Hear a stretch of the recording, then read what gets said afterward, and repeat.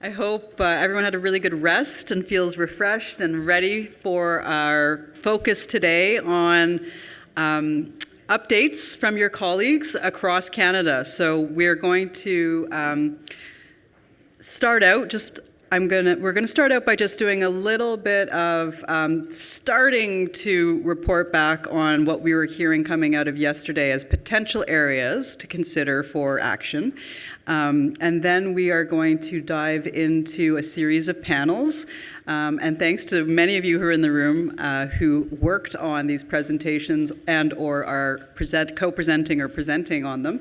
And so we'll be doing our best to go across the country and hear a little bit from patients and caregivers in each province about what they see as the biggest policy issues in their region, the barriers causing them, and recommendations to move forward. So that is it. Our objectives today are the same as yesterday. They're ambitious. And so let's get started. I would love to invite to the table, or to the podium, Antonella Scali from the Canadian Psoriasis Network.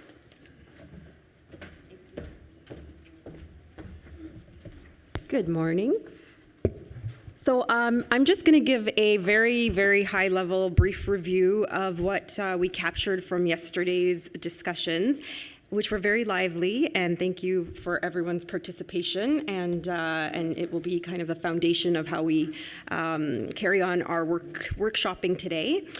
So as I go through these, please listen for where you agree with what we talked about yesterday and where we landed, but also where we may have missed some things and what you noticed we may want to add or think about. So we'll think about that when I've done a little bit of a recap. So one of the major things that we learned from the headlines is that the present system isn't serving us or the system itself. So there were quite a few positives that came out of that, which I'll highlight.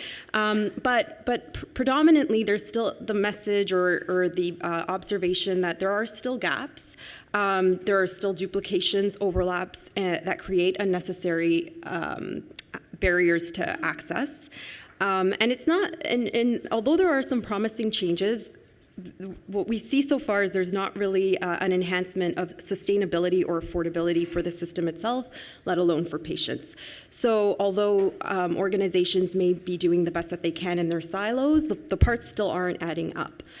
So some of the things that we hear about are sounds good, looks good, ... but right? We want to actually see how this rolls out. And questions about, there is a lot of reform and changes happening, but what does that actually mean? And will it advance some of the important challenges we have with access, or will it potentially create more barriers or more challenges or more layers? So that was a pretty big message that we gleaned from some of the headlines. Yesterday, we also talked, of course, through a great presentation about Indigenous healthcare and the key to building relationships that are foundational on trust. And building trust will help create better partnerships. And one of the headlines read, which it kind of stood out to us, was cultural safety must underpin our health systems at all levels. So as we're talking about some of these changes, how are we thinking about that as part of the conversation? We took a deeper dive into value-based healthcare and the idea that patient-reported outcomes over cost is the formula for how we look at it. And we got highlights from a value-based healthcare pilot project in Quebec that had its origins in a previous summit. So a great example of putting our discussions into practice. And we heard some great potential updates from some of the organizations we heard from yesterday. For example, INES being more flexible in enhancing their review and approval process. We heard from PCPA, which is an ongoing process for negotiating collectively for the best possible prices for public reimbursement, and how they're going to have a new website launched soon. So hopefully that will create some more opportunity, kind of see what they're doing in real time going forward. We know that CLIA and the private payer industry are open to more dialogue and potential partnerships with patient groups, which is promising as well. So I think we got everything. We had a very great discussion about social determinants of health, and as we move on to kind of potential next steps on the next slide, we'll see how that can be kind of wrapped into all of our potential action items. And yeah, I think that's the general, there was a lot yesterday, but those are some general highlights. And if we move to the next, I can actually do it, it's right here. Okay, so considerations for next step. So for those of you who've come to previous summits, you know that a big part of it is really thinking about what can we do together? What did we glean from our conversations at these 2 days that might be actionable?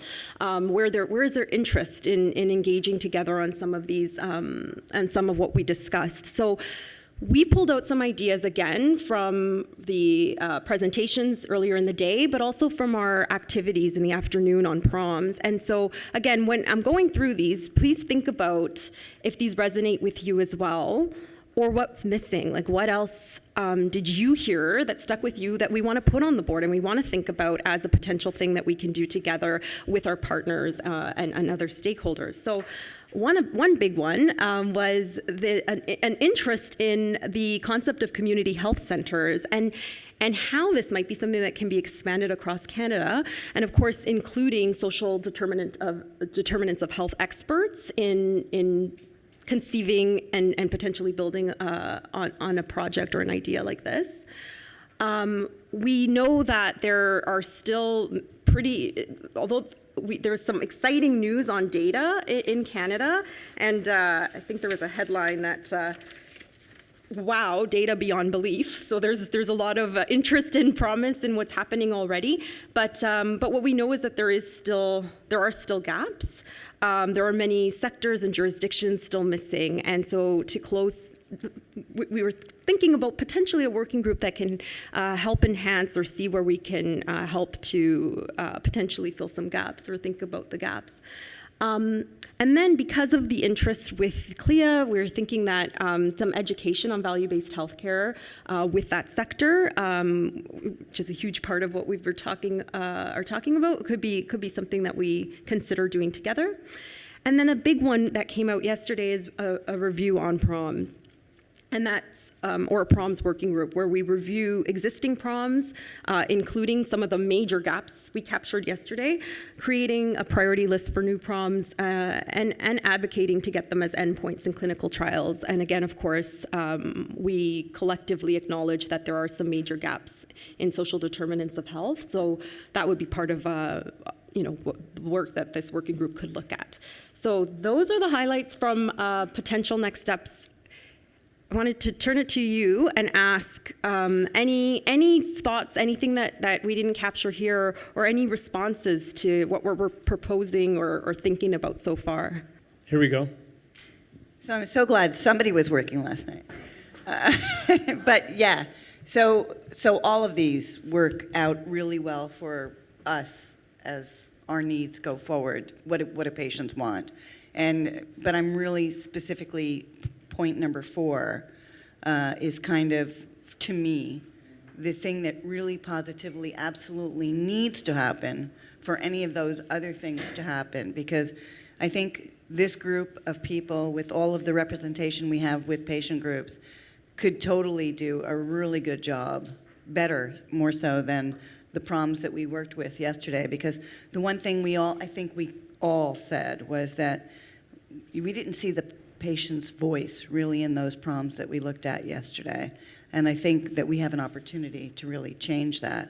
And in doing that, obviously, it's going to shape what happens in VBHC and what happens with the community health centers across Canada, for sure, because it's going to drive what are those needs that patients want. And it's going to help us really put it all together and put it in a package that makes it really possible for governments to become more involved in the whole funding aspect of all of the points and access to healthcare and treatments and drugs. Thanks, Sherilyn.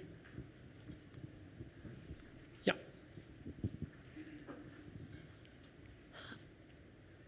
I think that the second one is a little bit too broad, working on enhancing data in Canada. And I'm not sure what specifically is meant by that, but I do feel that there are a lot of other organizations working on data in healthcare, AI in healthcare. So I'm not sure if it's really like a priority or within the scope of, yeah, I think that the other three really do respond to a little bit about what we covered, and like Cheryl Ann said, really optimizing the diversity of this group, it would be really interesting, but I'm not sure about that data element, just because I do feel that there's other groups working on that, and I think that we just always have to keep in mind, data and privacy issues and who owns the data, but throughout whatever we do, it has to be always a consideration. I'm not sure about the working group on that, but maybe there's other people interested in that too. Thanks, Eva.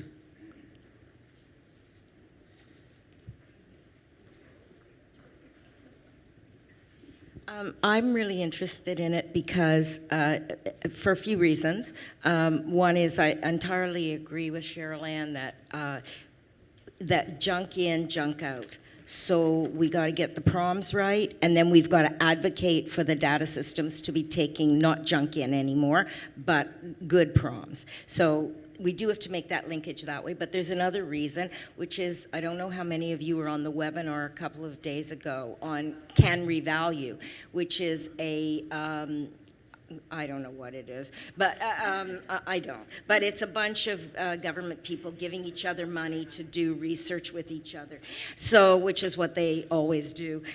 So it's like CIHR and CADIF, and I think the Ontario government is in there. And so CIHR gives all their buddies this money to do all this work on how we're going to find ways to further create barriers to access by reevaluating drugs after they've already been given a recommendation for whatever reason. So I think that they're talking a lot about the data, and one of their big working groups that we're going to be invited as patient groups to consult on is on the data section. And frankly, the first headline for that data section, in my opinion, ought to be, where are the patients giving you the prompts to give you the right data, and they don't have that. So I agree the way it sounds there. It was just me putting a placeholder for what I think is honestly quite a bit of work we're going to have to do, because all they're going to do is put that same old junk data in there, and I don't see the point. It's a bit like not so good. So I think we should get our voices in there in some way. If it isn't through this group, we have to do it in some way. Thanks, Louise. There's a question or a comment. Yep. I'm liking some of the steps that we're going through, but like Antonella and I were talking last night, there has to be more of a connection between the pharmaceutical and the patients. The government has, made it so that the pharmaceutical companies aren't supposed to work directly with the patients. And yet, I think that is part of it. We need those steps. And our voice will start to be heard.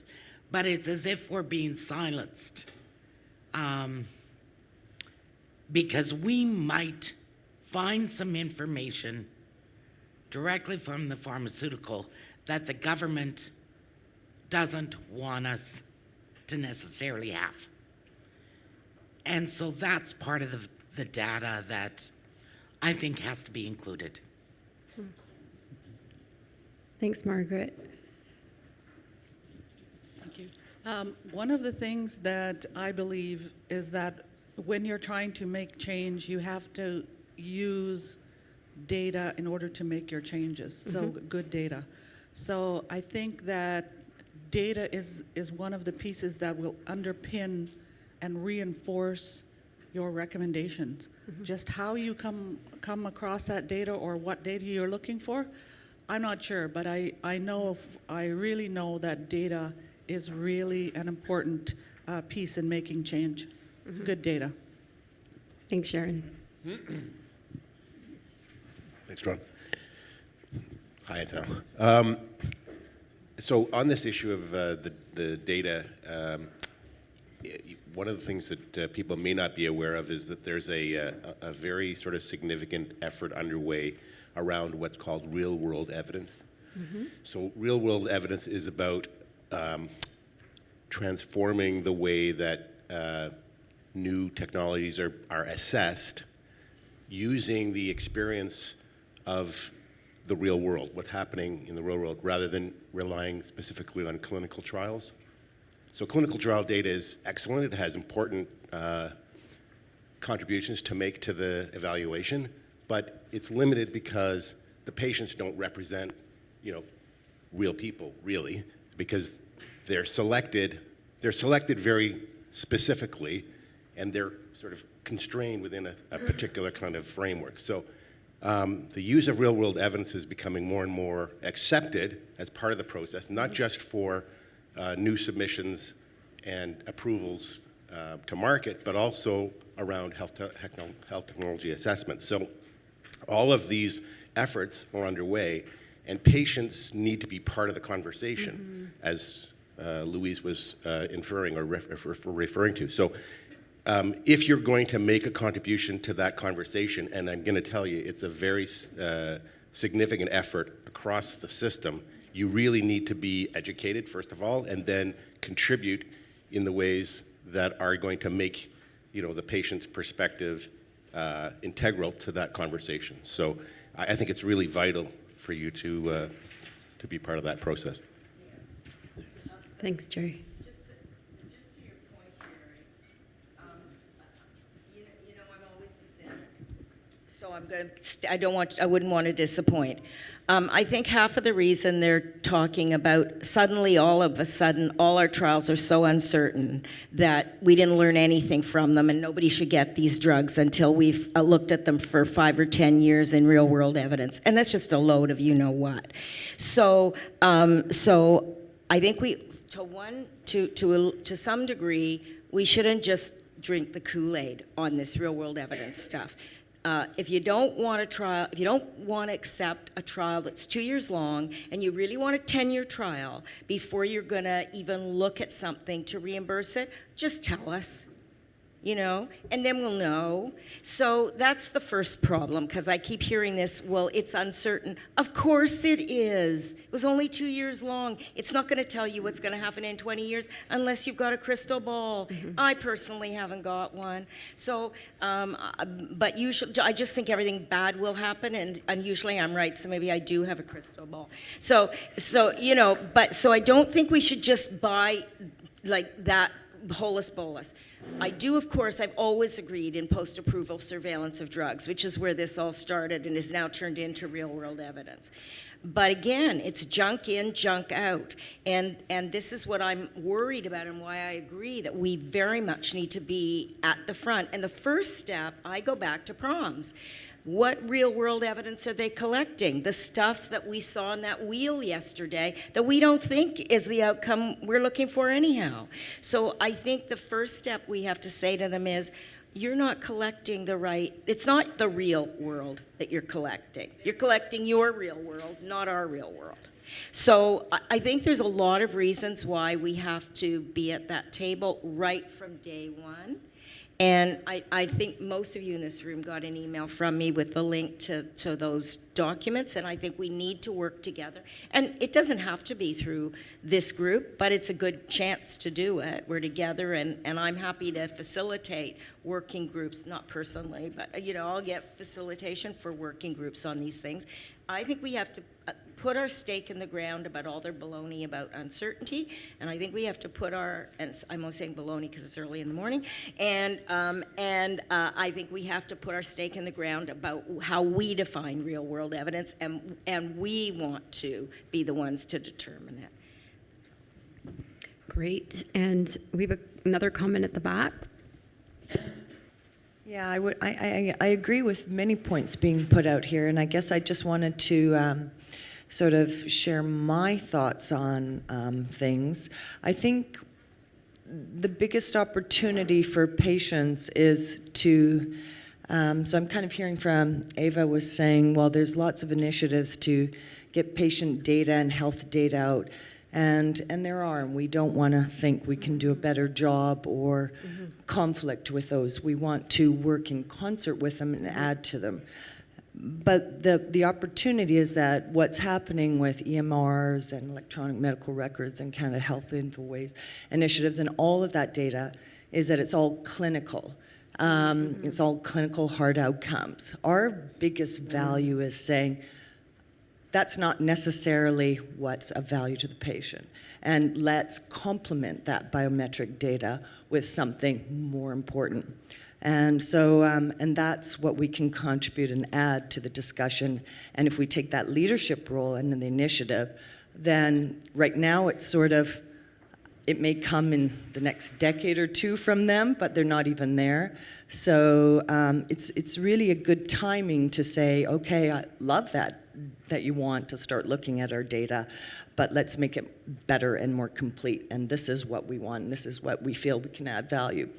So that would be just huge. How we do that, real world, real time, online, or with clinical trials and parse market. I mean, that can be sorted out, but the fundamental benefit here is getting that. And then I would also add PREMs. It's not just prompts. Yeah, We really want the experience, the access, the wait times, not just the. Thanks, Anita. Thank you very much for all that great feedback. Is there anyone else who has a comment or point right now, if you maybe are thinking about sharing? So we're going to do a lot more discussion this afternoon. So this is just a start, and get us kind of thinking about next steps. But great feedback, and it sounds like there is some of this is resonating with the room, so that's great, and great points about, who else needs to come to this table, who is here or who's not here yet, to help us along with what we do land on. So thank you so much. I'm going to leave the stage so we can get started on our geographic presenters, and thanks, and I look forward to working with everyone this afternoon.